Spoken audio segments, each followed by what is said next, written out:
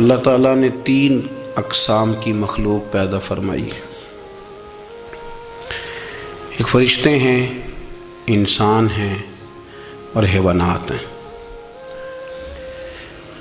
فرشتوں کے اندر اللہ تعالیٰ نے شعور رکھا ہے پر نفسانی خواہشات نہیں رکھی، اور جانوروں کے اندر نفسانی خواہشات رکھی ہیں پر عقل اور شعور نہیں رکھا۔ انسان کے اندر اللہ کریم نے خواہشات بھی رکھی ہیں اور شعور بھی رکھا ہے۔ اگر انسان جانوروں کی طرح عقل اور شعور سے کام نہ لے اور نفسانی خواہشات کے پیچھے بھاگے تو جانوروں سے بدتر ہو جاتا ہے، اور اگر وہ عقل و دانش سے، فہم و فراست سے کام لے، نفسانی خواہشات کو کچل کر اللہ اور اس کے پیارے رسول صلی اللہ علیہ وسلم کے احکامات پر عمل کرے تو فرشتوں سے افضل ہو جاتا ہے۔ انسان کے وجود میں اللہ نے جن چیزوں کی خواہش پیدا کی ہے، اللہ فرماتے ہیں ان کی خواہشیں پوری کرو، پر نفسانی خواہش کو اصولوں کی بنیاد پر پورا کرو۔ اس کا ایک اصول بناؤ۔ کھانا کھانے کو دل کر رہا ہے پر ایک اصول کے تحت ہی کھانا ہے نا۔ اگر بے اعتدالی سے کھایا جائے گا تو انسان بیمار ہو جائے گا۔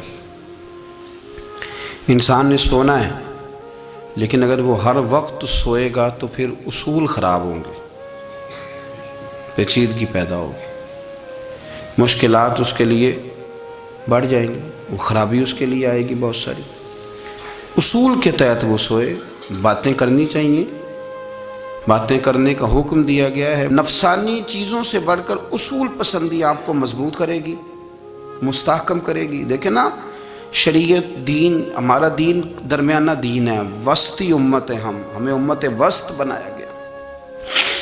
مرید سے نذرانہ قبول کر لینا یہ سنت ہے، لیکن اس سے لالچ کرنا حرام ہے۔ اس سے کوئی چیز قبول کر لی یہ سنت ہے، سرکار بھی قبول کر لیتے تھے لیکن لالچ کرنا۔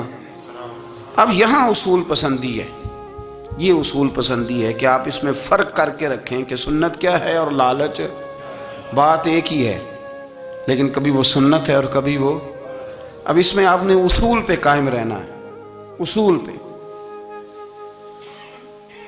میرے رسول کریم صلی اللہ علیہ وسلم پر اللہ کریم نے قرآن مجید نازل فرمایا تو سورہ صاد کے اندر ارشاد فرمایا وَلَا تَتَّبِعِ الْهَوَىٰ، خواہشوں کے پیچھے نہ چلنا۔ ذرا قرآن مجید کی ترتیب دیکھیے، خواہشات کے پیچھے فرمایا فَيُضِلَّكَ عَن سَبِيلِ اللَّهِ، ورنہ یہ تمہیں اللہ کے رستے سے بہکا دیں گی۔ بہک جاؤ گے، خواہشوں کے پیچھے چلو گے، یہ تمہیں اللہ کے رستے سے تم بہک جاؤ گے۔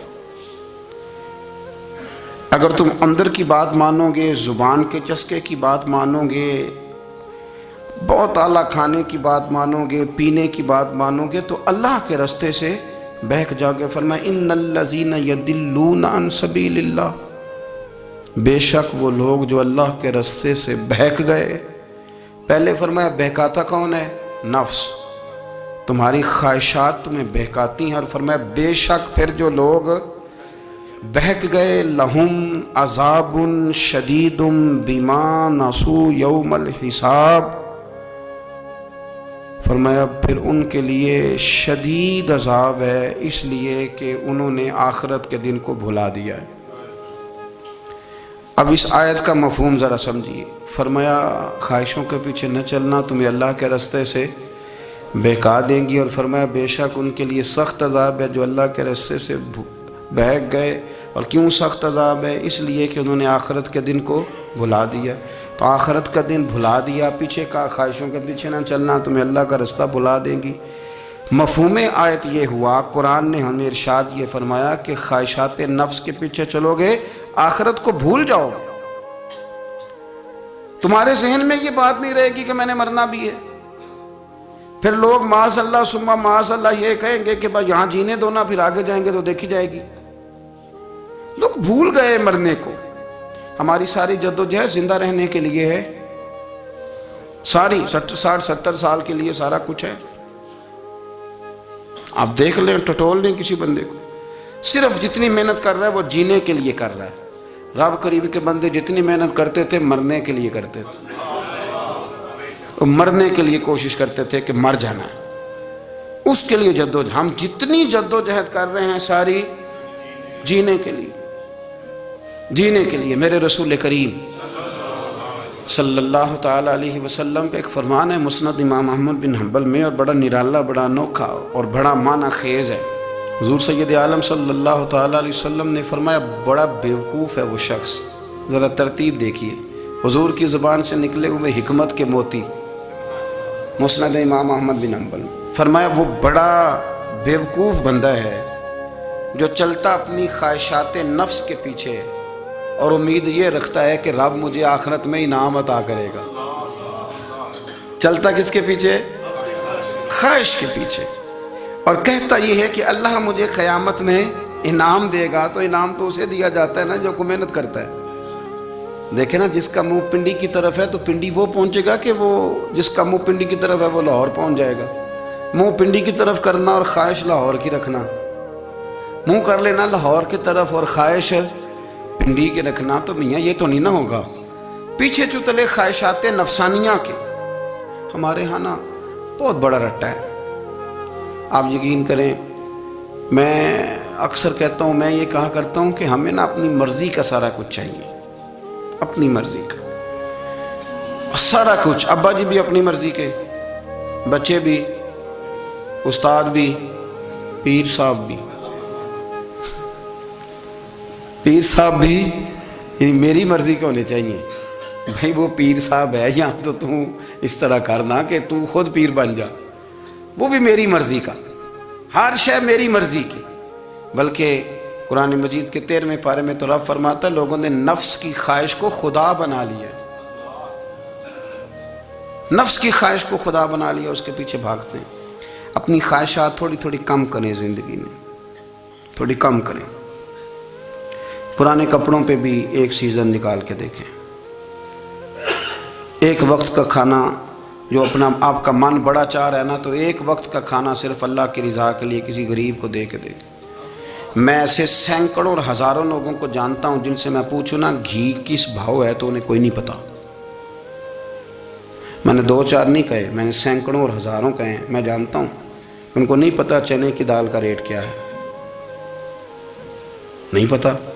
اور میں ایسے بھی سینکڑوں اور لاکھوں کو جانتا ہوں کہ جس کی بیوی رات کو خامند کو کہتی ہے کہ جو سویرے گھی لائے تھے وہ ختم ہو گیا، سویرے بچوں نے اسکول جانا ہے تو پراٹھے پکانے کے لیے گھی کوئی نہیں، تو درمیان والا بیٹا تو خشک روٹی بھی نہیں کھاتا۔ دیکھو نا، ہم سیاست کی بات کر رہے ہیں، فلانے کا فیصلہ ٹھیک ہے کہ نہیں، اور ایک ہمارے محلے میں وہ گھر بھی ہے جو سویرے یہ ڈسکس کر رہے ہیں کہ بچوں کے لیے گھی نہیں ہے، انہوں نے اسکول، یہ سارے تبصرے، یہ ساری باتیں، یہ لمبے چوڑے، یہ تو پیٹ بھر کے روٹی کھانے کے مسئلے ہیں۔ اگر بھوک شدید لگی ہو تو پھر بات یاد نہیں رہتی۔ نفسیانی خواہشات کا حال یہ ہے کہ جو نیا موبائل کا نیا ماڈل آتا ہے وہ مارکیٹ میں شارٹ ہو جاتا ہے ہم غریب لوگ۔ نیا ماڈل جو آتا ہے نا موبائل کا، وہ ہمارے ہاں مارکیٹوں میں ملتا نیا، یعنی پرانا ملے گا آپ کو، استعمال شدہ نیا۔ یہ وہ غریب ملک ہے جس کے اندر تھر میں لوگوں کو پانی نہیں مل رہا۔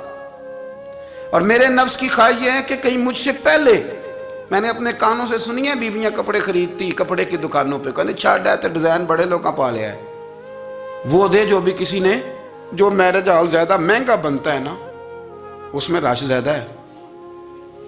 سستے میرج ہالوں کے اندر رش، جائیں جا کے تجزیہ کر لیں، میں آپ کو نتیجہ نکال کے دے رہا ہوں۔ وہ بھائی کدھر ہے وہ غریبی، کدھر ہیں وہ غریب لوگ؟ وہ تو پتہ نہیں بیچارے کہاں سو گئے، کونوں میں لگ گئے، وہ تو سانس بھی نہیں لیتے۔ ہماری خواہشات نفسانیہ اتنی بڑھ گئی ہیں، اتنی بڑھ گئی ہیں، یہ دنیا کے اندر جو گناہ ہو رہے ہیں یہ روزی روٹی کے لیے نہیں ہو رہے، روزی روٹی تو اللہ دیتا ہے۔ جو لوگ جسم فروشی کر رہے ہیں، یہ جو لوگ لوگوں کی تجارت کر رہے ہیں، دھندے ہو رہے ہیں، تو روزی روٹی کے لیے نہیں، نفسانی خواہشات کے لیے۔ یہ کاروں اور بنگلوں کے لیے سارا کچھ ہو رہا ہے، یہ جائیدادوں کے لیے ہو رہا ہے، یہ نیا پٹرول پمپ لگانے کے لیے کوشش ہو رہی ہے۔ یہ ساری جد و جہد مطلب آپ دیکھیں نا، ہمارے ہاں ایک گھر ہوتا ہے، گھر کے باہر ایک لان ہوتا ہے، اس سے صبر نہیں آتا تو اس کے بعد پھر فارم ہاؤس ہوتا ہے، ڈیرا ہوتا ہے، اس کی الگ ہمیں ضرورت ہے نہ۔ اتنے پیر نہ دنیا کے اندر آپ پساریں کہ دنیا سے جانے لگیں تو یارو کٹھے ہی نہ کر پائیں، نہ اتنے نہ۔ اپنی زندگی مختصر، محدود، تھوڑا سا، تھوڑی خواہشات، گنے ہوئے پیسے، نپے تلے کام۔ میں آپ کو صحیح بتاتا ہوں، جیسے جیسے انسان بڑا ہوتا جاتا ہے وہ الجھتا جاتا ہے، اس کے مسائل بڑھتے جاتے ہیں۔ آپ دیکھ لیں ہمارے ہاں لوگوں کی آمدن تھوڑی نہیں، خرچے زیادہ ہیں، مسائل اخراجات کے، آمدن کے تھوڑے ہیں۔ میرے رسول کریم صلی اللہ تعالی وسلم کے قربان جاؤں، مدینے والے حبیب نے کمال کر کے ہمیں دکھایا۔ حضور سید عالم علیہ السلام نے فرمایا میں تو بھوک لگنے پہ روٹی کھاتا ہوں، میں تو بھوک پوری لگ جائے تو کھاتا ہوں، اور فرمایا پوری بھوک مٹتی نہیں تو میں ہاتھ کھینچ بھی لیتا ہوں، میں شکم سیری نہیں کرتا۔ بھوک ہم تو ٹائم دے کے روٹی کھاتے ہیں، یہ نہیں کہتے بھوک لگی، کہتے 7 بج گئے، ناشتے کا ٹائم ہو گیا، اب 2 بج گئے، اب دوپہر کے کھانے کا یعنی ٹائم ہو جاتا ہے، بھوک لگے نہ لگے۔ اب مغرب ہو گئی تو شام کے کھانے کا اپنی خواہشات کو سمیٹو، ورنہ یہ غلام بنا لے گی۔ میں آپ کو صحیح بتاتا ہوں، بچپن میں، جوانی میں جن لوگوں نے خواہشوں کو نہیں نہ سمیٹا، میں کچھ ایسے لوگوں کو جانتا ہوں بڑھاپا آ گیا ہے، اب وہ چاہتے ہیں کہ ہم وہ غلطی چھوڑ دیں، پر وہ رچ بس گئی ہے۔ ان کے بچے انہیں کہتے ہیں ابا بس کر، لوگ شکایتیں کرتے ہیں، لیکن چونکہ جوانی میں کنٹرول نہیں کیا تو بڑھاپے میں کیسے ہوگا؟ ہماری خواہشات ہمارے لیے مصیبت بن گئی ہیں۔ ہم کچھ ایسی بری عادتیں تھیں جن کے پیچھے لگ گئے تو تباہ ہو گئے۔ واپس آئیں، میرے رسول کریم سید عالم صلی اللہ علیہ وسلم کے غلاموں نے نا اپنی زندگی کو محدود کر کے رکھا، محدود۔ حضرت سلمان فارسی رضی اللہ تعالیٰ عنہ حضرت عمر سے ملنے آئے، جناب عمر کہنے لگے یار بڑا کام کا بندہ ملنے آیا ہے، کوئی مطلب کی بات ملے گی۔ کچھ جی کہنے والے بھی بڑے ہوتے ہیں نا، تو ان کا ویسے بھی حق نہیں بنتا کہ وہ جا کے بتائیں۔ کچھ ہوتے ہیں جو دوست ہوتے ہیں، جو بڑے ہوتے ہیں، وہ کئی دفعہ کچھ باتیں بتاتے ہیں، اصلاح کرتے ہیں، اس میں مزہ آتا ہے۔ حضرت عمر فاروق نے حضرت سلمان فارسی رضی اللہ تعالیٰ عنہ سے کہا یار بڑے دنوں کے بعد آئے ہو تو یہ تو بتاؤ میرے اندر کوئی غلطی تو نہیں؟ میں حکومت کر رہا ہوں، لوگ سارے عدل انصاف کی باتیں بتا رہے ہیں، میرے تقوی کی باتیں سنا رہے ہیں، کوئی غلطی؟ تو سلمان فارسی رضی اللہ تعالیٰ عنہ کہنے لگے بالکل غلطی ہے عمر، تمہارے اندر بڑی شدید ہے، مجھے بڑی ناپسند ہے، اور شدید قسم کی غلطی ہے، نہیں ہونی چاہیے تھی۔ حضرت عمر فرمانے لگے بولو۔ عرض کی مدی کیا پورے 22 لاکھ مربع میل میں سب جگہ غربت ختم ہو گئی ہے؟ حضرت عمر کہنے لگے نہیں۔ تو فرمانے لگے مجھے پتہ چلا ہے کہ جب تمہارے پاس دوپہر کا کھانا آتا ہے تو سالن کے ساتھ چٹنی بھی آتی ہے، یہ غلطی نہیں؟ تمہاری حکومت میں 22 لاکھ مربع میل، 24 لاکھ مربع میل سارے بندے پیٹ بھر کے روٹی کھانے لگے ہیں؟ عرض کی نہیں۔ تو فرمانے لگے حضرت سلمان فارسی عمر پھر تو 2 سالن کھاتا ہے ایک وقت میں، اللہ سے ڈر نہیں آتا؟ تو جناب عمر فاروق رو پڑے۔ یہ بالکل جائز تھا، اس بات سے اگر کوئی منع کرتا ہے تو جائز نہیں دین میں، یہ بھی میں آپ کو بتا دوں، آپ کے پاس جائز پہلے 6 سالن کھائیں، میں کون منع کرنے والا؟ پر وہ عمر تھے نا، عمر کا منصب اور ہے۔ حضرت سلمان فارسی نے جب کہا تو عمر رو پڑے، کہنے لگے تو میرا سنگی ہے، میرے لیے دعا کر، میں اللہ کی بارگاہ میں توبہ کرتا ہوں، آج کے بعد یہ غلطی نہیں دہراؤں گا۔ اپنی خواہشات کو اتنا اصول پسندی کا نام نہیں، دور دور تک نام نہیں اصول پسندی کا۔ حضرت سیدنا بہلول دانا، بندہ سادہ تھا تو نام اس کا دانا تھا۔ آپ بیٹھے تھے تو ہارون رشید کا لشکر آنے لگا تو وہ ایک بندہ دوڑا آیا، کہنے لگا بابا رستے سے اٹھ جا، ہارون رشید آ رہا ہے۔ تو آپ فرمانے لگے تو غلام ہے نا، تو نے ڈیوٹی کر دی ہے نا، اطلاع دے دیا، میری مرضی اٹھوں چاہے نہ اٹھوں، تیری ڈیوٹی پوری ہوگی، تو جا، تیرا کام ہو گیا۔ کہنے لگا بادشاہ میں اس کا غلام ہوں، تو ناراض ہوگا، تو اٹھ جا۔ تو بادشاہ کہنے لگا تو اس کا غلام ہے تو وہ میرے غلام کا غلام ہے، اور اگر تجھے زیادہ دقت ہو تو اسے جا کے بتا دینا، بے شک میں کوئی ڈرتا نہیں اس سے۔ ہارون رشید کو جا کے بتایا کہ وہ سادہ سا بابا ہے، تو وہ کہتا ہے کہ ہارون رشید میرے غلام کا غلام ہے، تو ہارون رشید بھی ناراض ہوا، کہنے لگا پتہ کر لیتے۔ جا کے پوچھا یہ تم نے کیا کہا، غلام کے غلام؟ تو آپ فرمانے لگے بادشاہ سچ بتا، تو اپنے نفس کا غلام نہیں، تو نفسانی خواہشات کا बता तू गुलाम नहीं, तू दूसरे बादशाह का जिस तरह का तख्त और ताज देखता है उस तरह का बनवा के रख नहीं लेता, तू गुलाम है कि नहीं नफ्स का। बादशाह चुप कर गया, फरमाने लगे तू नफ्स का गुलाम है और नफ्स मेरा गुलाम है और मेरी मर्जी पे चलता है, तो अब बोल तू गुलाम का गुलाम है कि नहीं। तो हारून रशीद कहने लगे हजरत बहलोल दना से मैंने कई दफ़ा इरादा किया कि आपसे ना मिलूं, पर आ ही जाता हूं, पर फतह हर दफ़ा आपकी हो जाती है, कामयाबियां आपको ही मिलती। दोस्त थोड़ा ना कहीं रुकें, कोई एक आध ख्वाहिश, कोई एक आध प्रोग्राम। हमारी ख्वाहिशात बड़ी लंबी चौड़ी, बड़ी लंबी चौड़ी। ख्वाहिशात के साथ ही हम दोस्ती करते हैं, ख्वाहिशात के साथ ही हम रिश्तेदारी करते हैं, ख्वाहिशात के साथ ही हम शादी करते हैं, सारा कुछ ख्वाहिशात के साथ। सियासी शादियाँ, वहाँ शादी करेंगे तो इतना माल आएगा, इतना कुछ जाएगा, ख्वाहिशात के साथ। रिश्तेदारी ख्वाहिशात, गरीब रिश्तेदार से दोस्ती नहीं, ख्वाहिश नहीं पूरी कर सकता, अमीर से। हर शय ख्वाहिशात के लेबल के अंदर बंधी हुई। आप देख ले, सारे मामलात को हमने अपनी नफसानी ख्वाहिश के अंदर रख दिया है। मेरी मर्जी के मुताबिक दुनिया चले तो सारी अच्छी है, और मेरी मर्जी ना सुने तो बंदा एक भी अच्छा नहीं है। अपनी ख्वाहिशात के चुंगल में हमने गुलामी इख्तियार कर ली, सुबह से शाम तक नफसानियत ही नफसानियत। हज़रत अब्दुल्लाह इब्न उमर रज़ी अल्लाह ताला अन्हु बीमार हो गए, शदीद अलील थे, तबीयत मुबारक में कमज़ोरी आ गई, कुछ खाने को दिल नहीं करता था। घर वाले बार बार कहते कुछ खा लीजिए, कुछ खा लीजिए, नहीं खाते थे। बिल आखिर हज़रत नाफ़े आपके ग़ुलाम थे, उनसे कहने लगे कहीं से मछली मिल जाए ना थोड़ी सी तो मैं खाऊंगा। तो कहते हैं मैं सारे मदीने में ढूंढता रहा, मछली ना मिली। अगले दिन भी ढूंढी तो ना मिली, तीसरे दिन भी ढूंढी तो ना मिली। तो फरमाने लगे यार बस छोटी सी ख्वाहिश है, कोई फ़र्ज नहीं मिलती तो रहने दे। कहते हैं चौथे दिन मछली मिल गई, मैं 1.5 दिनार की मछली लाया, ला के हज़रत अब्दुल्लाह इब्न उमर रज़ी अल्लाह ताला अन्हु के सामने जो मछली रखी, तो आपने लुकमा रोटी का तोड़ा था, मछली को लगाने लगे कि दरवाजे पे फकीर ने आके आवाज दी कुछ खाने को दो। तो हज़रत अब्दुल्लाह इब्न उमर ने रोक लिया और हंसे। कई दफ़ा दे हम भी देते हैं, पर हमारा चेहरा देखने वाला होता है, इतने हम गुस्से में होते हैं, दे देते हैं, लेकिन जो सिलवटें होती हैं ना चेहरे वाली, वो गिनी नहीं जाती। हंसे, फरमाया देखो मेरा अल्लाह कितना करीम है, वो मुझे बचाना चाहता, उठा बार दिया जाके। तो खादिम अब हुक्म का पाबंद था, वो लैतुल्ला अल्लाह तो कर नहीं सकता था, वो गया और जाके दे आया। फ़कीर जब सारे मोहल्ले से आटा इकट्ठा कर लेते हैं तो फिर एक जगह जाके बेचते भी हैं। दे आया, वो 2 गलियां आगे गुजरा तो मैं पीछे दौड़ा गया, मैंने कहा सच बता खानी है कि बेचनी है। वो कहने लगा जो भी सबब लग जाए कर जाऊंगा, आपने दे जो दी है।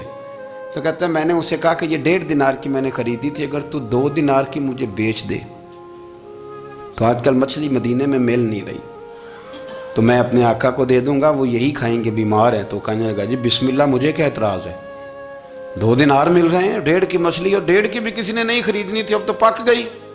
फरमाते मैंने 2 दिनार उसको थमाए, वो मछली उससे ख़रीदी और ख़रीद करके मैं लाया, ला के हज़रत अब्दुल्लाह इब्न उमर के सामने दोबारा रखी। तो फरमाया ये कैसे आ गई? मैंने कहा हुज़ूर 1.5 की ख़रीदी थी और फिर फ़कीर को दे दी, अब उसी से मैं 2 दिनार की ख़रीद के लाया हूँ, आप कबूल फरमाएँ। तो फरमाने लगे तुमने अच्छा नहीं किया, अब इस तरह करो 2 दिनार भी उसे दे और मछली भी वापस दे आओ। अर्ज़ की हुज़ूर क्यों? फरमाया तुमने कुरान नहीं पढ़ा? हुज़ूर पढ़ा है। फरमाया रब फरमाता है लन तनालुल बिर्रा हत्ता तुनफिकु मिम्मा तुहिब्बून, तुम भलाई को उस वक़्त पहुँचोगे जब अपनी प्यारी चीज़ राह खुदा में खर्च करोगे।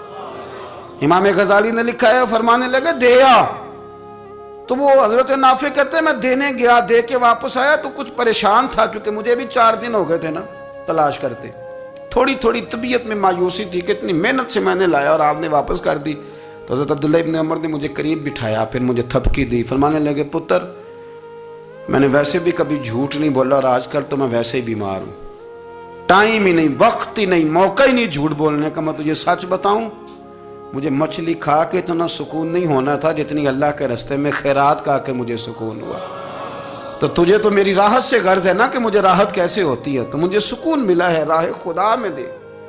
मैं नफसानी ख्वाहिश पूरी कर लेता तो ये मेरा नफ्स कल फिर मुझसे मछली मांगता, परसों कहता नहीं छोटे गोश्त की यखनी भी चाहिए।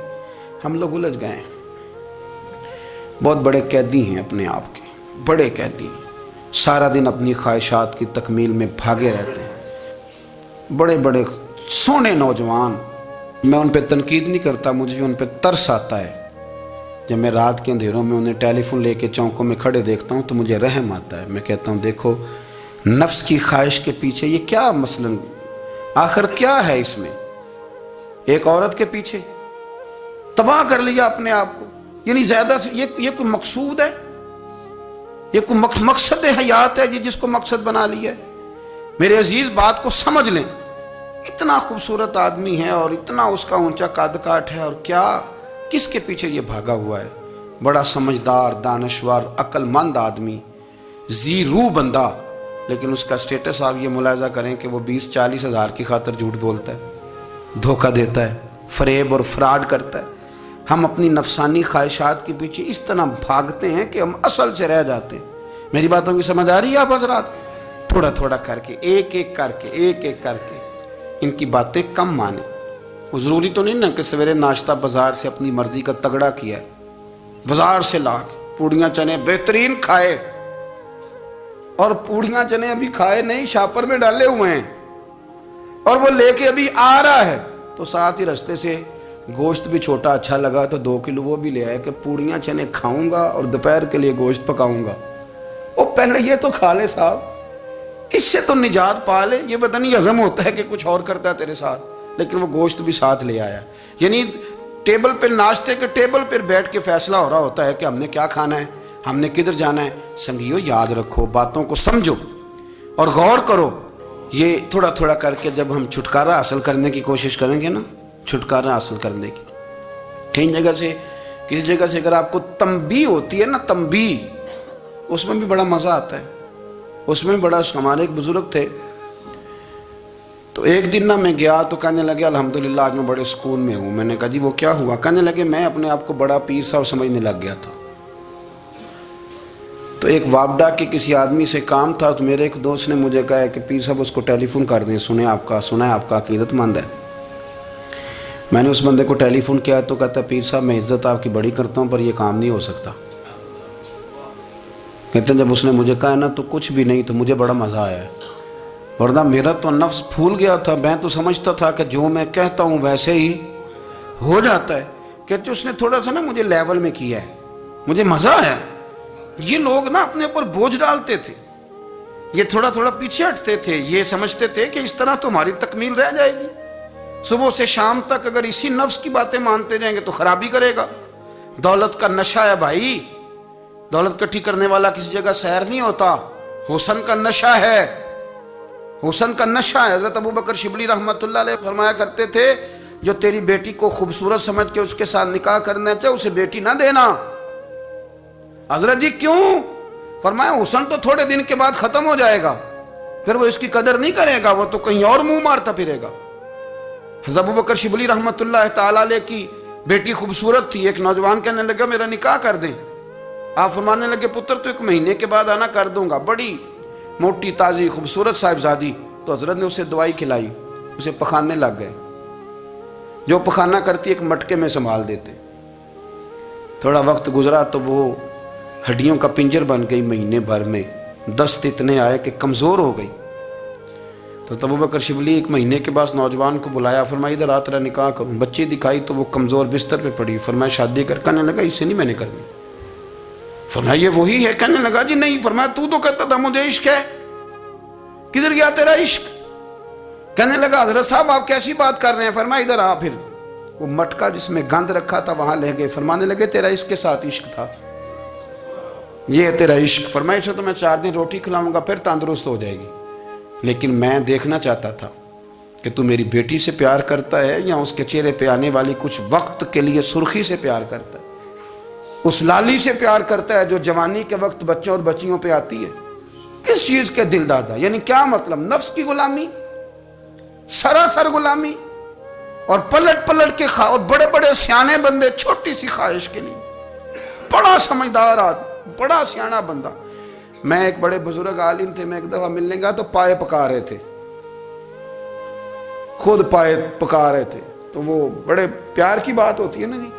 تو تامت باندھی ہوئی اور بڑی جناب خستہ حالی، اور وہ پائے پکا رہے ہیں۔ تو میں نے ان سے کہا حضرت جی پائے تو کسی اور نے بھی پکا لینے تھے، آپ بخاری لے کے بیٹھتے، چلو میری طرح کا کوئی بندہ آپ سے استفادہ بھی کر لیتا۔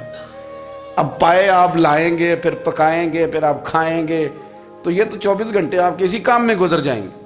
تو یہ ایک چھوٹی سی خواہش کے لیے، میں کسی چیز کو حرام نہیں کہہ رہا، قرآن پاک کی جو آیت پڑھی ہے صرف اس کی تفسیر آپ کے سامنے عرض کر رہا ہوں۔ ہماری خواہشات ماں پالتی ہے، آپ کو نہیں پتا کتنے دکھ سہتی ہے۔ میں ان ماؤں کو جانتا ہوں جو بیٹے کے حصوں کی مار بھی اس کے ابے سے کھاتی ہیں، مار کھاتی ہیں وہ۔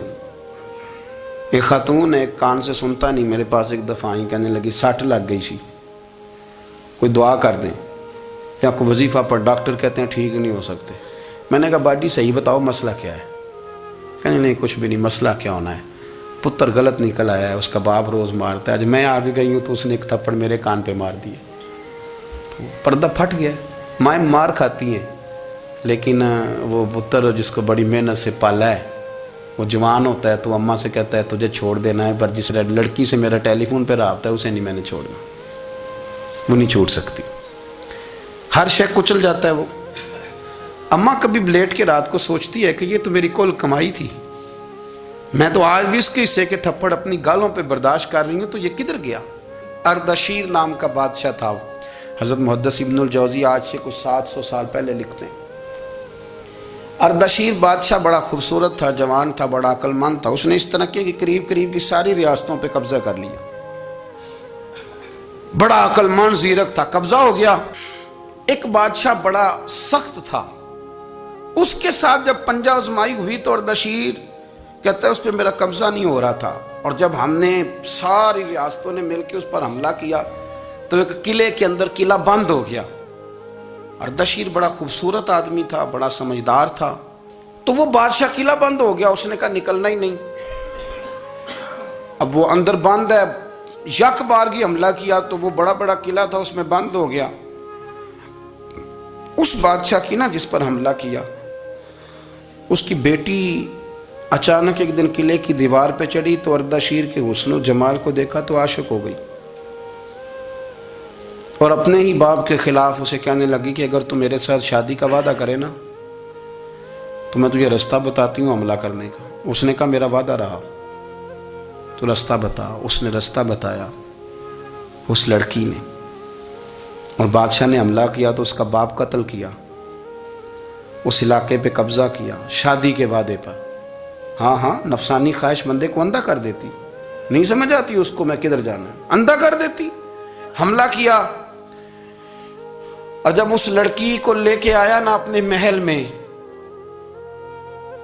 تو پہلے دن شادی کی پہلی رات تھی، تو بستر بچھایا کنیز نے، تو وہ کبھی کروٹ ادھر بدلتی کبھی ادھر بدلتی، تو بادشاہ کہنے لگا کیا ہے؟ کہنے لگی بستر میں کچھ ہے، مجھے تکلیف دے رہی۔ اس نے چراغ جلائے اور جب بستر اٹھایا تو ایک اتنا سا دھاگا نکلا، دھاگے سے عموماً تکلیف نہیں ہوتی، تو اس نے کہا تو اتنی نرم و نازک ہے کہ دھاگا؟ کہنے لگی میرا باپ نا میرے ساتھ اتنا پیار کرتا تھا کہ روز میرا بستر بھی خود بچھاتا تھا، اور اس نے آلہ رکھا ہوا تھا، وہ ناپتا تھا کہ کوئی پایا اونچا نیچا تو نہیں، میری بیٹی کا بیلنس سوتے وقت خراب نہ ہو جائے، اور میرے لیے گوشت اور کپڑے بھی خود پسند کر کے لاتا تھا، کھانے پینے کا خود خیال کرتا تھا۔ اردشیر کہنے لگا اچھا وہ اتنا پیار کرتا تھا، اور پھر تو نے اس کے ساتھ کیا کیا؟ کہنے لگا بلاؤ کنیزوں کو بلایا، فرمایا اس کو اٹھاؤ اور جلاد کے پاس لے جاؤ، اسے کہو کہ اس کے بال ایک گھوڑے کے ساتھ باندھے، پیر دوسرے گھوڑے کے ساتھ باندھے، اور ایک گھوڑا ادھر بھگا دے، کدھر بھگا دے، یہ جس کے باپ نے اتنا پیار کیا یہ نفس کی اتنی غلام ہے کہ اس کی وفادار نہیں رہی تو میری وفادار کیسے بنے گی؟ اس نے اتنے نازوں سے پالا کہ دھاگا اسے برداشت نہیں۔ او یارو یاد رکھو، اگر نفس کی غلامی کرو اور بڑے بڑے وفاداروں کو چھوڑ کے غلامی کرو تو پھر کہو وفادار مل جائیں، کوئی بول اب لڑا نہ بول بیٹھی ہوں دے خصم ناراض بڑ بولیاں دے، کہاں سر کھائے تے بلبل ٹھنڈ پائے، بڑے فرق نہیں سجنا بولیاں دے، جڑیاں خصماں دی وچ رضا وسن، بھاگ جاگ جاندے انہاں گولیاں دے، آپ ادلیاں نو سردار پین تکے، تے شرما والیاں نو چوٹے ڈولیاں دے. اپنے نفس کے پیچھے چلو گے تو یہ تباہی ہے. جب ہم نے کسی سے وفا نہیں کی تو یہ کیا امید ہوئی کہ دنیا ہم سے وفا کرے گی؟ اللہ رسول کی مرضی کے مطابق اصول پسند زندگی بنائیں. ایک ایک کر کے اپنی خواہشات سے پیچھے ہٹیں. تھوڑے پہ گزارا کرنا سیکھیں. اپنے نفس کو سمجھائیں. ضروری نہیں کہ روٹی ہر وقت مزے کے لیے کھائی جائے. کبھی کمر سیدھی کرنے کے لیے خشک روٹی بھی کھا کے دیکھو. کبھی سادہ کھانا اس پہ بھی اکتفا کرو.